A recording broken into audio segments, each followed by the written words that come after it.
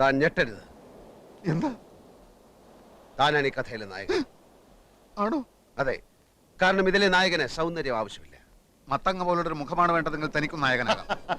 ഈ വിഷയം നമുക്ക് പിന്നീട് ചർച്ച ചെയ്യാം. അല്ലെങ്കിലും ഇതൊരു നായക പ്രാധാന്യമുള്ള കഥയാണ്. അടിമുടി അവളാണ്, അവളുടെ കൗടില്യങ്ങളുടെ കഥയാണ്.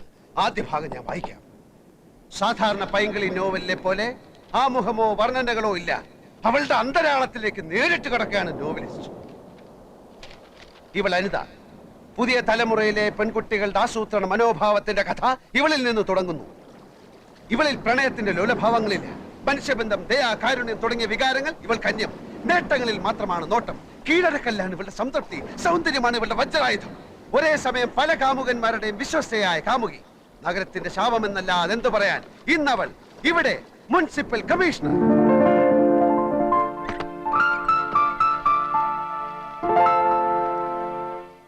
തലയ്ക്കകത്ത് കളിമണ്ണ് മാത്രമുള്ള ഈ കമ്മീഷണറെ സ്ഥലം മാറ്റാൻ നഗരപാലകർ ശ്രമിച്ചതിന്റെ ഫലമായിട്ടാണ് പുതിയ കമ്മീഷണർ ദിലീപ് മേനോൻ സ്ഥലത്തെത്തുന്നത്.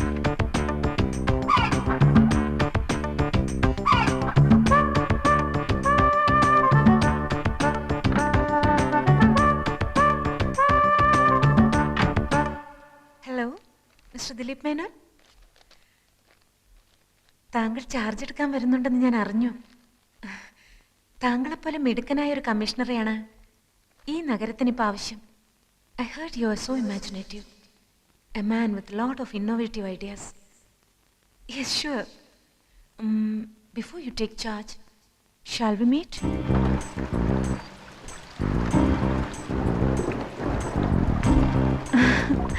എന്തിനാണ് വരാൻ പറഞ്ഞത്? ആദ്യം അകത്തോട്ട് കടന്നിരിക്കൂ. പറയാനുള്ളത് പറയൂ. ഒരുപാട് പറയാനുണ്ട്. എങ്കിൽ ഞാൻ നാളെ വരാം. ഈ അസമയത്ത് മഴ നനയാതെ അകത്ത് വന്നിരിക്കൂ ദിലീപ്. ഞാൻ ആകെ ത്രിശങ്കു സ്വർഗത്തിൽ പെട്ടതുപോലെ തോന്നുന്നു. അനിത ഇനിയും ചാർജ് ഒഴിഞ്ഞു തന്നില്ലെങ്കിൽ തരാമല്ലോ. Then let me take charge tomorrow. അത്ര പെട്ടെന്ന് വേണോ? ഇങ്ങനെയൊക്കെ ചോദിച്ചാൽ ഞാനിപ്പോ ഈ വാടക വീട്ടിൽ എന്തിനാണ് ഇങ്ങനെ താമസിക്കുന്നത് എന്ന് തന്നെ എനിക്ക് മനസ്സിലാവുന്നില്ല. എനിക്ക് മനസ്സിലാവുന്നുണ്ട്. എന്തിനാണ്? എപ്പോഴും എനിക്ക് കണ്ടുകൊണ്ടിരിക്കാൻ. നമ്മൾ തമ്മിൽ ആദ്യമായി കണ്ടത് എന്നാണെന്ന് ദിലീപിന് ഓർമ്മയുണ്ടോ? അന്ന് ഈ വാടക വീട്ടിൽ വെച്ച് അല്ല ദിലീപ്, അതിനു മുൻപ്. ജന്മാന്തരങ്ങൾക്ക് മുൻപ് നമ്മൾ കണ്ടിരുന്നു, സ്നേഹിച്ച് ജീവിച്ചിരുന്നു. എന്റെ ഈ മടുപ്പിക്കുന്ന ഏകാന്തതയിലേക്ക് എന്നെങ്കിലും ഒരു നാൾ എന്റെ ദിലീപ് വീണ്ടും വരുമെന്ന് എനിക്കറിയാമായിരുന്നു.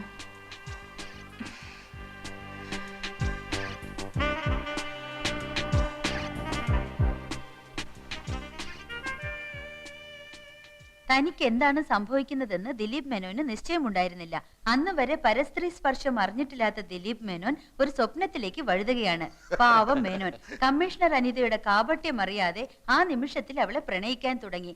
അന്നേരം ഒരു സർക്കസുകാരിയുടെ മെയ്വഴക്കത്തോടെ ദിലീപ് മേനോനിൽ അനിത പടർന്നു കയറി.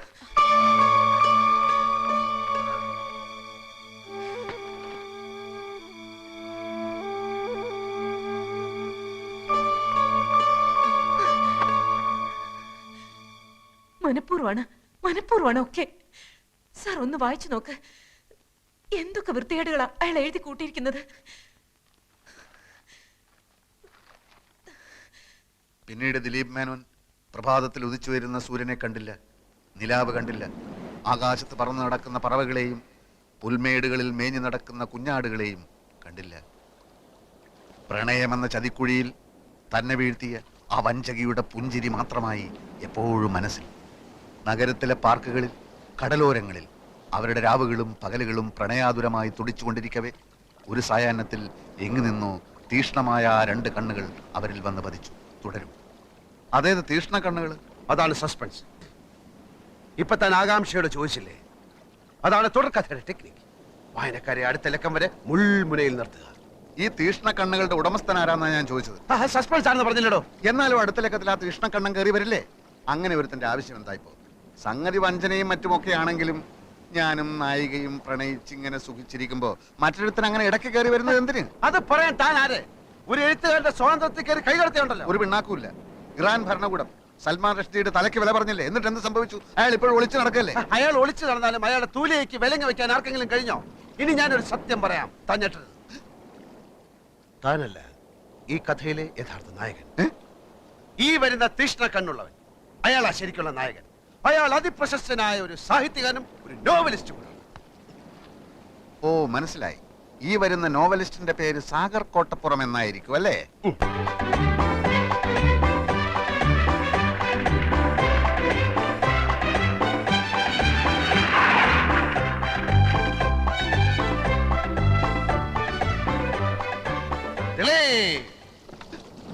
അയ്യോ, ഞാൻ ജയദേവൻ, ദിലീപിന്റെ സുഹൃത്താണ്, എഴുത്തുകാരൻ. അറിയാം, ഫോട്ടോ കണ്ടിട്ടുണ്ട്, വായിച്ചിട്ടുണ്ട് ഒരുപാട്. അനിത എന്നാണ് പേര് അല്ലേ? അയ്യോ, എന്റെ പേരെങ്ങനെ അറിഞ്ഞു? ഒരു എഴുത്തുകാരൻ എല്ലാം അറിഞ്ഞിരിക്കും. ഞാനിപ്പോ വന്നത് എനിക്ക് അനിതയോട് മാത്രമായി ചില കാര്യങ്ങൾ സംസാരിക്കാൻ.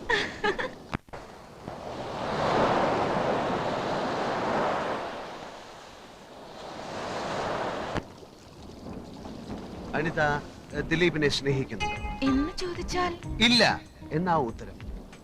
നോക്കൂ, അവനൊരു പാവമാണ്. ക്യാൻസർ ബാധിച്ച് മരണം കാത്തു കഴിയുന്ന ഒരമ്മ, കണ്ണിന് കാഴ്ചയില്ലാത്ത ഒരു അനുജൻ, കെട്ടിക്കാൻ പ്രായമായ 5 അനുജത്തിമാർ, അങ്ങനെ 100 കൂട്ടം പ്രശ്നങ്ങളുടെ ഇടയിൽ കിടന്ന് നട്ടം തിരിയുന്ന ആ മരങ്ങോടൻ ഒരു ചൊക്കിളിപ്പട്ടിയെ പോലെ നിന്റെ പുറകിൽ വാലാട്ടി നടക്കുകയാണ്. അവൻ ആ ജോലി തിരിച്ചു കൊടുത്തില്ലെങ്കിൽ നിന്റെ മോൻ അടിച്ച ചമ്മന്തിയെ കൂടി. എന്ത് പറ്റി പറയൂ, എന്തിനാ?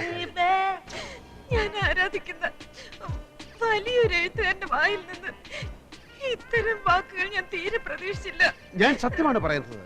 സത്യം എന്തോ ആവട്ടെ. സത്യത്തിന് അങ്ങനെ എന്തോ ആകാൻ കഴിയില്ല, കാരണം സത്യമാണ് സത്യം. വേണ്ട മിസ്റ്റർ ജയദേവൻ, കൂടുതൽ സംസാരിച്ച് നിങ്ങളെ പറ്റിയുള്ള എന്റെ സങ്കല്പം തകർക്കാൻ എനിക്ക് ആഗ്രഹമില്ല. നിൽക്കൂ, എന്ത് തന്നെയായാലും അവനെ ജോലിയിൽ പ്രവേശിപ്പിച്ച് ഞാൻ ഈ ടൗണിൽ നിന്ന് പോകും. അനിതേ, എന്തുണ്ടായി? നീ എന്താണ് അനിതയോട് പറഞ്ഞത്? അനിത, ഞാൻ പറയുന്നത് അനുസരിക്കുന്നതാണ് നിനക്ക് നല്ലത്. എന്തുണ്ടായെന്നാ ചോദിച്ചത്? നീ പോടാ, പിണ്ണാക്കുമാടാ. ജയദേവ, അതേടാ, ജയദേവൻ തന്നെ. നിനക്ക് നിന്നെ പറ്റി വിചാരമില്ലെങ്കിലും എനിക്ക് നിന്നെ പറ്റി വിചാരമുണ്ട്, മനസ്സിലായോ? ഇതുകൊണ്ട് തന്നെ ഞാൻ പറഞ്ഞത് ഈ മൈഗുണൻ സാഹിത്യകാരൻ ഈ കഥയിൽ ആവശ്യമില്ലെന്ന്. പിണ്ണാക്ക് മാടൻ അല്ലേ? ദിലീപ് മേനോനായിട്ട് എന്റെ ചിത്രമാണ് വാരികയിൽ വരച്ചിരിക്കുന്നത്. അതുകൊണ്ട് തന്നെ താൻ കയറി വന്ന് എന്നെ അപമാനിക്കുന്ന രീതിയിൽ സംസാരിക്കുന്നത് എനിക്ക് ഇഷ്ടമല്ല. തനിക്ക് ഇഷ്ടമായി തന്നെ പാടുവെക്കപ്പെടോ. ദിലീപ് മേനോനെ സൃഷ്ടിച്ചത് ഞാനാണെങ്കിൽ അതേ മേനോനെ സംഹരിക്കാനും എനിക്കറിയാം. എന്ന് വെച്ചാൽ ദിലീപ് മേനോനെ കൊണ്ട് വയറിളക്കാനുള്ള ഒരു മരുന്ന് ഞാൻ കഴിപ്പിക്കും. എന്നിട്ട് ദിലീപ് മേനോൻ കക്കൂസി പോയി ഒരു അധ്യായത്തിൽ അങ്ങ് ചാവും. എന്ന് വെച്ചാൽ ഞാൻ അവനെ കൊല്ലും. എങ്കിൽ എത്രയും പെട്ടെന്ന് കൊല്ലടോ. ഇങ്ങനെ നട്ടലില്ലാതെ ജീവിക്കുന്നതിലും ഭേദം ഭരണമാ. പക്ഷെ താൻ എന്നെ വയറിളക്കി കൊന്നാൽ തന്റെ പേരിൽ ഞാൻ കേസ് കൊടുക്കും. എങ്കിൽ ഇപ്പൊ തന്നെ താൻ പോയി കേസ് കൊടുത്തിട്ട് വാ. പോയി കൊടുക്കണോ, പോയി കേസ് കൊടുക്കണോ. എന്നെ കൊന്ന കഥ എങ്ങനെ മുമ്പോട്ട് പോകും? മുമ്പോട്ടല്ലേ, ഞാൻ സൈഡിൽ കൂടെ കൊണ്ടുപോകും.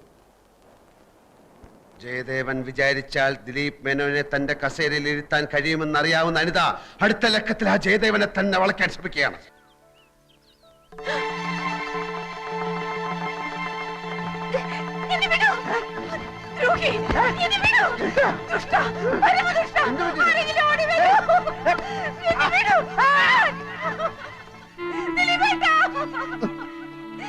ഈ ദുഷ്ടൻ എന്നെ നശിപ്പിക്കാൻ ശ്രമിച്ചു ദിലീപേട്ടാ.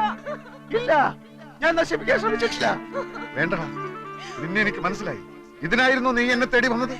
നിഷ്കളങ്കയായി പെൺകുട്ടിയെ ഞാൻ പറയുന്നത് കേൾക്കൂ.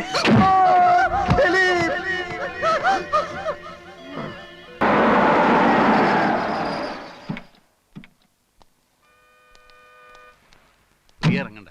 അല്ല, എനിക്ക് അയാളോട് നോ, ഞാൻ മാത്രം പത്രാധിപരോട് സംസാരിച്ചാൽ മതിയെന്നുള്ള ധാരണയിലാണ് നമ്മൾ ഇവിടെ വന്നത്. അതല്ല, പ്രിയക്ക് സംസാരിക്കണം നിർബന്ധമാണെങ്കിൽ സംസാരിച്ചു. ഞാൻ മടങ്ങിപ്പോയേക്കാം. അയ്യോ, ഒന്നും പറയണ്ട എന്റെ കുട്ടപ്പേട്ട. ഈ ഗസറ്റഡ് യക്ഷി ആദ്യം ഇറങ്ങുന്ന ആഴ്ച 50,000 കോപ്പി കൂട്ടി. ഇപ്പൊ ഇതാ 4-ാം അധ്യായം ഇറങ്ങുമ്പോ ആകെ ഇരിക്കപ്പുറത്തില്ലാതിരിക്കുക. നാനാ ഭാഗത്തുനിന്ന് ഏജന്റുമാരുടെ കത്തും കമ്പിയും കൊണ്ട് ആഫീസ് നിറഞ്ഞിരിക്കുക. കോപ്പി പോരാന്ന് പറഞ്ഞോണ്ട്. ഇങ്ങനെ പോയാ 10 ലക്ഷത്തിൽ നിൽക്കും തോന്നുന്നില്ല. ഒന്നാമത് കോട്ടപ്പുറത്തിന്റെ റേപ്പ് കേസാ ഇത്രയും ബഹളത്തിന് കാരണം. കർത്താവിന്റെ കൃപ എന്നല്ലാണ്ട് എന്താ പറയാ. ഞാൻ പിന്നെ വിളിക്കാൻ കുട്ടപ്പേട്ട. വാതിൽ തട്ടണു, ഏജന്റുമാരായിരിക്കും. Yes, coming. Sir, advocate Nambiar വന്നിട്ടുണ്ട്. വരാൻ പറയേ.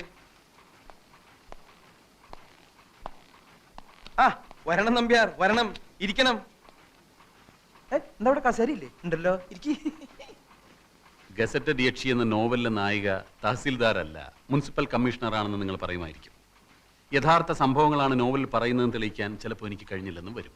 പക്ഷേ റേപ്പ് കേസിലെ പ്രതിയും നോവലിസ്റ്റും ഒരാളായതുകൊണ്ട് സാമാന്യ ബുദ്ധിയുള്ള ഏതൊരു ജഡ്ജിക്കും അദ്ദേഹത്തിൻ്റെതായ നിഗമനങ്ങളിലെത്താനും നിങ്ങളുടെ ഈ സ്ഥാപനം പൂട്ടിക്കാനുള്ള തീരുമാനങ്ങൾ എടുക്കാനും കഴിഞ്ഞെന്ന് വരും. ഞാൻ താങ്കളോട് പൂർണ്ണമായി യോജിക്കുന്നു.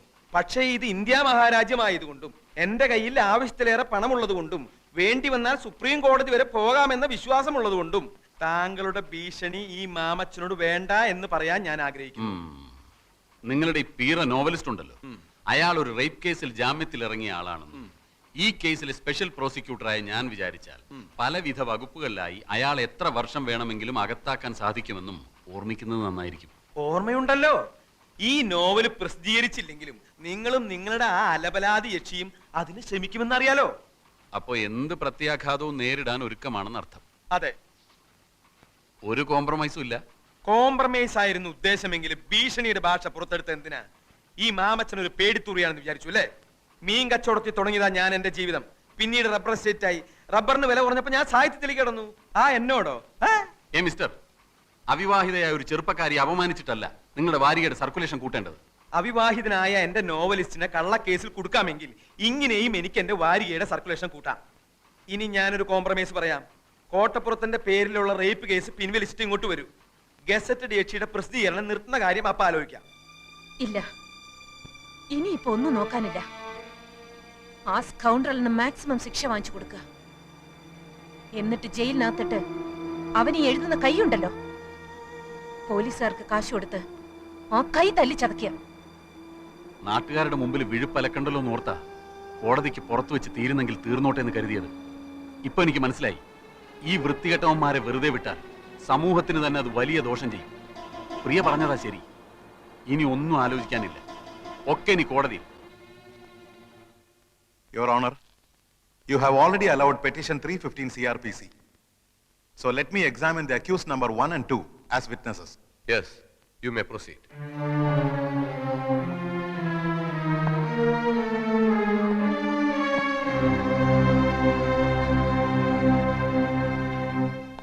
നിങ്ങളും രണ്ടാം പ്രതി രാമകൃഷ്ണനും അന്യായക്കാരുടെ വീട്ടിൽ എന്തിനു പോയി? ഞങ്ങൾ താമസിക്കുന്ന വീട്ടിൽ വന്ന് അവർ ഞങ്ങളെ കാപ്പ് കുടിക്കാൻ ക്ഷണിച്ചു, അതുകൊണ്ട് പോയി. അപ്പൊ അവരുടെ വീട്ടിൽ ആരൊക്കെ ഉണ്ടായിരുന്നു? അവരും അവരുടെ ജോലിക്കാരിയും. നിങ്ങൾ കാപ്പി കുടിച്ചോ? ഇല്ല. എന്തുകൊണ്ട് കുടിച്ചില്ല? കുടിക്കാൻ തുടങ്ങുന്നതിന് മുമ്പ് പെട്ടെന്ന് ആ സ്ത്രീ ഒരു കത്തിയെടുത്ത് അവരുടെ വെയിൻ കട്ട് ചെയ്ത് മരിക്കാൻ പോവുകയാണെന്ന് പറഞ്ഞു. ഞങ്ങൾ അവരെ തടയാൻ ശ്രമിച്ചു. വേറെ ഒന്നും സംഭവിച്ചില്ലേ? ഇല്ല. ഇതിനു മുമ്പ് നിങ്ങൾ ഏതെങ്കിലും ക്രിമിനൽ കേസിൽ പെട്ടിട്ടുണ്ടോ? ഇല്ല. നിങ്ങൾ കല്യാണം കഴിച്ചാണോ? അല്ല.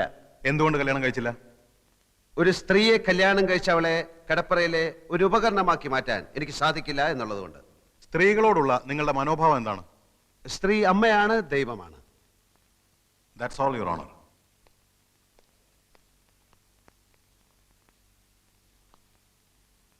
ദൈവത്തെ അപമാനിക്കലാണോ നിങ്ങളുടെ ജോലി? എന്റെ ജോലി കഥ എഴുത്താണ്. അല്പം മുമ്പ് നിങ്ങൾ പറഞ്ഞു സ്ത്രീ അമ്മയാണ്, ദൈവമാണെന്നൊക്കെ. അങ്ങനെ പറഞ്ഞ നിങ്ങൾ ഗസറ്റഡ് യക്ഷി എന്ന ആഭാസകരമായ ഒരു നോവൽ എഴുതി സ്ത്രീ വർഗത്തെ തന്നെ അപമാനിക്കാൻ ശ്രമിക്കുകയാണെന്ന് ഞാൻ പറഞ്ഞാൽ നിഷേധിക്കാൻ പറ്റുമോ? നോവലല്ല, ജീവിതം. ഓഹോ, സ്ത്രീയെക്കുറിച്ചുള്ള നിങ്ങളുടെ കാഴ്ചപ്പാടല്ലേ ആ നോവൽ എഴുതിയിരിക്കുന്നത്? അല്ല, ഈ ലോകത്ത് നല്ല സ്ത്രീകളും ചീത്ത സ്ത്രീകളുമുണ്ട്. നല്ല സ്ത്രീകളെ നായികമാരാക്കി ഞാൻ ധാരാളം നോവലുകൾ എഴുതിയിട്ടുണ്ട്. പക്ഷെ ഗസറ്റഡ് യക്ഷിയിലെ നായിക ഒരു വൃത്തികെട്ട സ്ത്രീയാണ് എന്ന് മാത്രം. അന്യായക്കാരിയോടുള്ള പക തീർക്കാനല്ലേ നിങ്ങൾ ആ നോവൽ എഴുതിയത്? കാശിന് വേണ്ടിയാണ് ഞാൻ നോവൽ എഴുതുന്നത്. ഗസറ്റഡ് യക്ഷിയിലെ നായികയുടെ ചിത്രത്തിന് അന്യായക്കാരിയുടെ മുഖം എങ്ങനെ വന്നു? അത് ചിത്രം വരച്ച ആളോട് ചോദിക്കണം. നിങ്ങൾ മദ്യപിക്കാറുണ്ടോ? ആ, അത്യാവശ്യം. ഇതുവരെ ഒരു കേസിലും പ്രതിയായിട്ടില്ല എന്ന് നിങ്ങൾ പറഞ്ഞു. മദ്യപിച്ച് അന്യായക്കാരിയുടെ വീട്ടിൽ കയറിയതിന് നിങ്ങളെ പോലീസ് അറസ്റ്റ് ചെയ്തിട്ടില്ലേ? രണ്ടാം പ്രതി രാമകൃഷ്ണന്റെ വീടാണെന്ന് കരുതിയാണ് ഞാൻ ആ വീട്ടിൽ കയറിയത്. എന്ത് കരുതി എന്നുള്ളതല്ല, നിങ്ങളെ പോലീസ് അറസ്റ്റ് ചെയ്തോ ഇല്ലയോ? പോലീസ് അറസ്റ്റ് ചെയ്തില്ല, എന്നെ കൂട്ടിക്കൊണ്ടുപോയി. SIക്ക് സത്യം ബോധ്യമായപ്പോ എന്നെ വെറുതെ വിട്ടു. ഈ സ്ത്രീകൾ തനിച്ച് താമസിക്കുന്ന വീട്ടിൽ കയറി ബ്രേക്ക്ഫാസ്റ്റ് കഴിക്കലാണോ നിങ്ങളുടെ ജോലി? ബ്രേക്ക്ഫാസ്റ്റ് കഴിക്കാൻ തോന്നുമ്പോൾ ആ വീട്ടിൽ സ്ത്രീകൾ തനിച്ചാണോ സംഘം ചേർന്നാണോ താമസിക്കുന്നത് എന്ന് ഞാൻ നോക്കാറില്ല. ഏത് സ്ത്രീ വിളിച്ചാലും നിങ്ങൾ ബ്രേക്ക്ഫാസ്റ്റ് കഴിക്കാൻ പോവോ? ബ്രേക്ക്ഫാസ്റ്റ് മാത്രമല്ല, ലഞ്ചും സപ്പറും ഒക്കെ കഴിക്കാൻ പോകും. വർഷങ്ങളായി മനസ്സിൽ കൊണ്ടു നടന്ന അന്യായക്കാരിയോടുള്ള പക തീർക്കാൻ വേണ്ടിയാണ് നിങ്ങൾ അവരെ മാനഭംഗം ചെയ്യാൻ ശ്രമിച്ചതെന്ന് ഞാൻ പറഞ്ഞാൽ നിഷേധിക്കാൻ കഴിയൂ? കഴിയും. ഞാൻ ഈ സ്ത്രീയെ ആദ്യമായി കാണുന്നത് തന്നെ ഏതാനും ദിവസങ്ങൾക്ക് മുൻപാണ്.